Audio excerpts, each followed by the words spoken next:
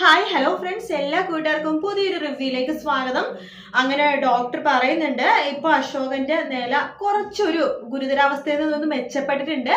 പക്ഷെ നമുക്കൊന്നും പറയാൻ പറ്റില്ല. ഈശ്വരൻ വേറൊരു വിധത്തിലാണ് ആ ഒരു ഇത് സൈഡ് എഫക്റ്റ് ആയിട്ട് വന്നിരിക്കുന്നത്.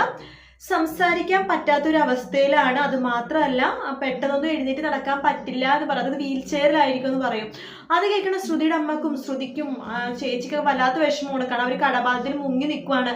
അപ്പൊ അച്ഛനിനി പണിയെടുക്കാൻ പറ്റില്ലെന്നൊക്കെ അറിയുമ്പോഴേക്കും അവർക്കും ഒരുപാട് വിഷമമായിട്ട്. കാരണം അച്ഛനിനി പഴയ പോലെ ആവില്ലല്ലോ എന്നൊക്കെ ആലോചിച്ചിട്ട് അത് ഓർത്ത് പൊട്ടിക്കരണ്ടിരിക്കുന്ന സമയത്ത് ശ്യാമിന് ഭയങ്കര സന്തോഷമാണ്. ഇത് എന്നെ പറ്റിയ അവസരം എന്ന് പറയുകയാണ്. അങ്ങനെ ഇടയ്ക്കിടയ്ക്കാണെങ്കിൽ നമ്മുടെ ശ്രുതിയുടെ അച്ഛൻ ഷാ ഷാ ഷാ കാ കാ കാ എന്ന് പറയുന്നത്, അതായത് ശ്യാം കല്യാണം കഴിച്ചു എന്ന് പറയാനാണ് ഉദ്ദേശിക്കുന്നത്. ബാക്കി വാക്കുകളൊന്നും കിട്ടുന്നില്ല. അപ്പൊ ശ്യാമിന് മനസ്സിലായി ശ്യാമിന്റെ കള്ളത്തരം പറയാൻ വേണ്ടി പോവാണെന്ന്. ആ സമയത്ത് നമ്മുടെ അമ്മായി പറയുന്നുണ്ട് ശ്യാം എന്ന് പറയുന്നുണ്ട്, കല്യാണം എന്ന് പറയുന്നുണ്ട്. അപ്പൊ ശ്യാമിന്റെയും ശ്രുതിയുടെയും കല്യാണം നടത്താനായിട്ടായിരിക്കും ഏടത്തി പറയണെന്ന് പറയുമ്പോൾ പ്രമീളയും പറയണ്ടേ അതെ അങ്ങനെ തന്നെ അവനാ ചാൻസ്.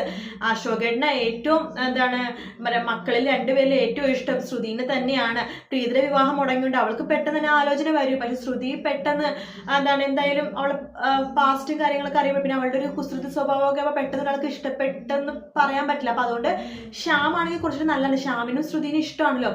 അപ്പൊ എത്രയും പെട്ടെന്ന് വിവാഹം നടത്താൻ തീരുമാനിക്കുകയാണ്. അങ്ങനെ ശ്രുതി എടുത്ത് അതായത് നാളല്ല മറ്റന്നാളാകുമ്പോൾ ശ്രുതി എടുത്ത് പറയുന്നുണ്ട് കേട്ടോ. ശ്രുതിയുടെ അമ്മയും അതുപോലെ അമ്മായും കൂടിയിട്ട് ശ്യാമോന്റെയും നിന്റെയും വിവാഹം നടത്താൻ തീരുമാനിക്കാന്ന് പറയുമ്പോൾ അമ്മ എന്തൊക്കെയാ പറയുന്നത്, എനിക്കിത് ഒട്ടും ആക്സെപ്റ്റ് ചെയ്യാൻ പറ്റുന്നത് പറയുമ്പോൾ നീ സമ്മതിച്ചേ പറ്റൂ, ഇത് അച്ഛന്റെ ആഗ്രഹമാണ്. അച്ഛന്റെ ആഗ്രഹമാണെന്ന് അച്ഛൻ പറഞ്ഞു എന്ന് ചോദിക്കുമ്പോൾ അതെ പറഞ്ഞു. ശ്യാമോന്റെ നിന്റെ വിവാഹം നടത്തണമെന്ന് അച്ഛൻ പറഞ്ഞു എന്ന് പറയുമ്പോൾ നമ്മുടെ ശ്രുതി വേറെ നിവർത്തിയില്ലാതെ അതിനെ സമ്മതിക്കുന്നൊക്കെ ഉണ്ട് കേട്ടോ.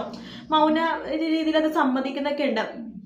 അതിനുശേഷമാണെന്നുണ്ടെങ്കിൽ നമ്മുടെ ശ്യാം ആ അവസരമൊക്കെ മുതലെടുക്കുവാണ്. പക്ഷേ ശ്രുതി തന്നെ കണ്ടുപിടിക്കുകയാണ് ശ്യാമിന്റെ കള്ളത്തരം. അങ്ങനെ ശ്രുതി വീട്ടിൽ പറയുമ്പോഴേക്കും ഈ വിവാഹം മുടങ്ങുകയൊക്കെ ചെയ്യും കേട്ടോ.